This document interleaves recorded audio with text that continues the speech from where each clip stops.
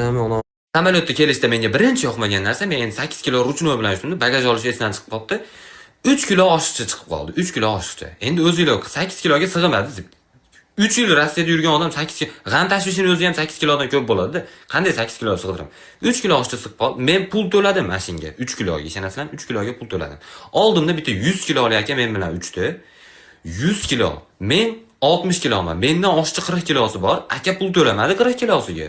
Tushunyapsizlarmi?